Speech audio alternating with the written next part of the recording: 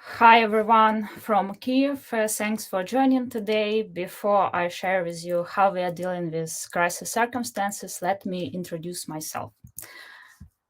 I'm a design manager and product designer at Setapp by Macpo. I used to work for creative agencies, government and non-profit organizations, startups.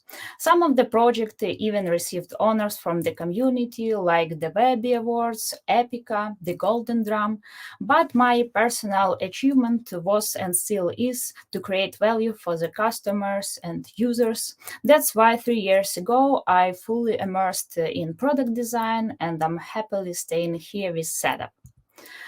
Our product team has over 100 members. 70% of the team is staying in Ukraine.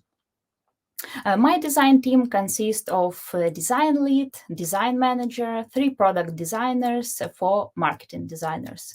8 members are also staying in Ukraine. We have been a lot this year, but also we learned a lot. And today I'm gonna tell you about that. Setapp is a curated app subscription service. It connects users and developers to provide the right solutions for various tasks. That's why, as a product design team, we had a lot of work to do. Setapp has a macOS app, a website, several user flows, user accounts, vendor accounts, and other supporting things that we have to keep in mind and keep updated. In Setapp, we are designing in Sketch and share it with developers in Deplin. When I joined the team more than 2 years ago, I pushed the idea to switch to Figma. Because, Figma is just perfect for designing, prototyping, presenting, collaborating with the team. And each of our discussions ended like this. Sketch always wins. Setapp started its journey 6 years ago, and back then the team designed the product in Sketch. And now we still have our design system there.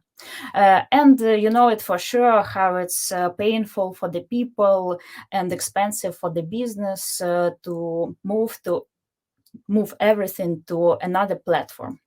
But our team was growing and changing in 2021, and in the beginning of 2022, we decided to make a gentle transition to Figma. We started from the basics of our UI kit, added a visual library with illustrations and icons so everyone can have access to it, and also moved our designs for social media there to collaborate with copywriters and managers faster. And on the 24th of February, we wanted to move to Figma, but ended up moving to the subway. Here's photo from Kiev subway where people were hiding from Russian rockets. There are my colleagues Denise and Alona. They also were hiding in Kiev subway. And lots of benefits of Figma became real cons for our team. By the way, guess how much time do we have stable electricity and internet per day? Please leave your thoughts in the chat. And we are back to the problems with Figma. If you are working in Figma and suddenly connection is lost, Figma tells us that all of our changes will be saved and updated.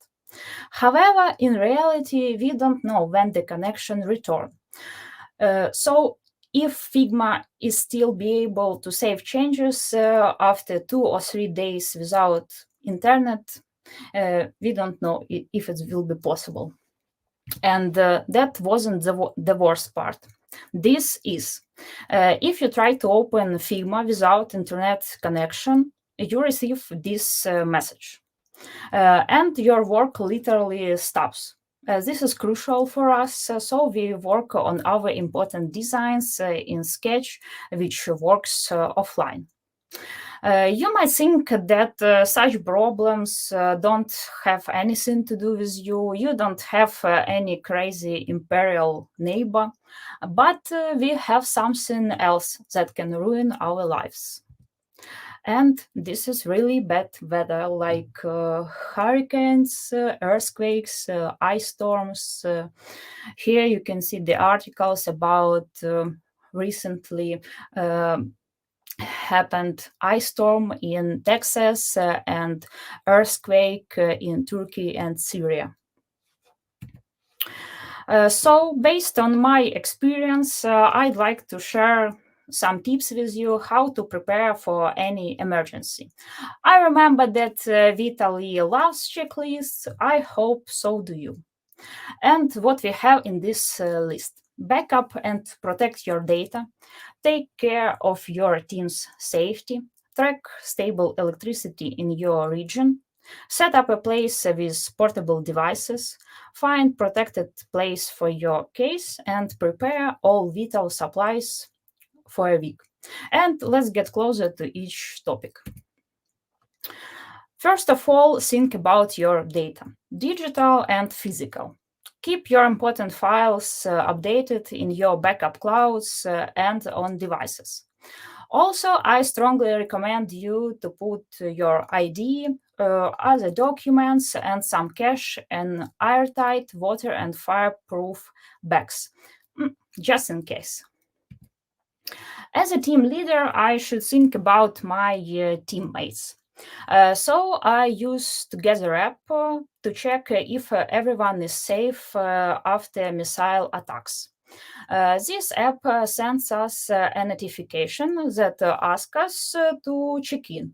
We have three inputs to fill in. What is our location, if we are safe, and if we can continue to work. This app allows me to see the location of my teammates and their status. This is important as people move a lot in crisis, and as a leader, I need to know if someone is in danger. Engineers from MacPo created it, and this code is available in open source. So your engineering team can also use it in your organization. Here is a QR code. You can scan it and check it later. Russia is attacking our crucial infrastructure, our power plants, so we have to deal with temporary blackouts every day. In this case, our electricity provider created a schedule with blackouts for each building in Ukraine. Here is a schedule for my building in Kiev. As you can see, we have light 6 hours per day. At first sight, you may think, okay, it's enough to do your work. But if we look closer, we can see the time. And it could be early in the morning or late at night. For example, on Tuesday, I have light during 4 working hours. Some enthusiasts created a tool to convert a schedule from that website to a Google Calendar. I went even further and I connected to the schedule app meter. This app shows time to your next event in your menu bar. Now I have quick access to this info and I can plan my workflow without wasting any minute. Of course, we taught how to plan more efficiently, but some tasks that have to involve more than 3 people can stretch from a couple of hours to a couple of days. Each person has its own schedule, and we learn how to be asynchronous. So we design offline in Sketch, and then when we are online, we share it with developers and copywriters with Figma or Zeppelin. Sounds simple. But sometimes we have to deal not just with blackouts, but different time zones of our colleagues. And of course, we are off in the shelters during Russians error rates. So even when I have a light at home, there are cases when I just can't use it. Some of us, namely our design lead, doesn't want to play with schedules and calendars, so he created a power setup. It consists of a portable power station, from portable modem or router that can have an internet connection without electricity. I can explain why. When we have blackouts, the equipment of big internet providers also lose the power. So even if I connect my local router to EcoFlow or some other power station, it won't work. And the third part of this setup is totally optional in uninterrupted power supply. It can give your router extra time to finish your work before global internet will be down. So how it works? We connect a router, in our case Starlink, to a power station, and we have internet till the light will return or until the power station has a charge. In my experience, it's better to buy a station with as larger electrical potential as you can afford. I recommend to choose a device with more than 720 watts, and nothing will disturb you from your desks. If that happens, that your kitchen has only electricity, no gas or other power sources, and it's total blackout, embrace yourself. You can always boil some water with candles. It takes 1 hour to heat up anything. Remember this timing in advance if you want a coffee break. And next important thing, you need to check what could possibly happen in your region and think where can be your safe place. For example, your home is a safe place during ice storm. A basement is a safe place during tornado. And if it's earthquake, you have to leave the building and go far away from the constructions. For us in Ukraine, our hallways without any windows are safe place. This was my hallway during first months of war, and here's the look of my hallway before the war. And the best part, food. I recommend you to prepare 1 week bundle with food and water, which could use for backpacking. Remember the dose: 600 grams per day and 3 liters of water per day. Later, you can use it in your next trip. So, we have talked about security, electricity, and creativity in a crisis. Of course, you can ignore these tips and hope for the better. You can track meteorological websites and move from risky places to safer ones. And you can take these tips, keep them in mind, and be sure that you are more prepared for emergency than you were before. This means that you are in control in your life and nothing can catch you by surprise. Because we all know that every lost hour by a designer can cost millions for a business in a year's perspective. So it's our responsibility as well to stay effective and creative as long as we can in any situation. And to prove it, we've been working as much as we can all this year. We launched 2 big features for our users. First is the web integration for apps, so user can have additional value from multi-platform tools and also AI search inside Setapp, which is the most popular feature in our product. We had the partnership campaign with Masterclass and One Password. It was tough because active phase of the project was exactly during massive missiles attacks in autumn, but we handled even that circumstances. And one more thing, the world is changing every day. And the only thing we can do is to stay flexible and keep our sense of humor in any situation. 2 weeks ago, we restarted our process of transferring to Figma. And this time we've begun from education and learning. Our two designers created the series of workshops for the team to better understand the powers of the tool, auto layouts, variants, plugins, etc. After all, you can't fall in love with something before you understand its strength.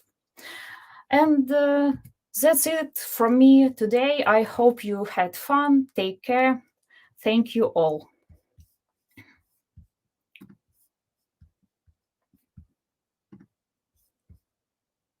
Uh, Vitaly, I can't hear you. I always forget that. It's like the beginner's mistake. I always forget to mute myself. One thing that always. Oh, thank you so much for this presentation. I think it doesn't matter who I'm speaking with. Actually, I think one common theme that has been showing up all the time is that this enormous sense of admiration for the strength that people in Ukraine just have to keep going, just keep going. And I think like everything that we have seen, right, so it's just been astonishing, actually, just the strength. And I know, of course, I have a lot of Ukrainian friends as well, but and I can kind of understand that, but I think that many people really wonder how come is that this Ukrainian spirit is just absolutely unbreakable. This is just incredible. And so one question that came up in the chat as well, how do you even keep your team morale up enough to work in these times? We are all adult people, and we all understand and realize the responsibility of us to our country, to our people, because our company is paying great taxes for the Ukraine, and it supports our people. So it's also it's inside us. To We need to stay strong, to work, to have this ability to work, to create new features, to have this power that we had before the war. So I guess it's something, like adult position and genetic in Ukrainian spirit, as you said. Yeah, yes, absolutely. There are many more questions that came up as well. One of them is, how do you even set expectations on deadlines with all that uncertainty around everything from power supply, electricity, and all? How does it work? As I said, we learned how to plant based on these electricity schedules and blackouts. Now the situation is more stable than it was months or two ago. Also, we had this. Stations with Starlinks and EcoFlow in our office, so everyone who is in Kiev can come to the office and work more productive as at home or in any place. Okay, okay. One more technical question here at this point. How do you keep your files aligned along the different tools and version control? Um, it's just patient, I know it's technical question, but I think we have to be patient. We have separation between product design and marketing design. So our marketing designers work both in Sketch and Figma. and product designers work more in Sketch.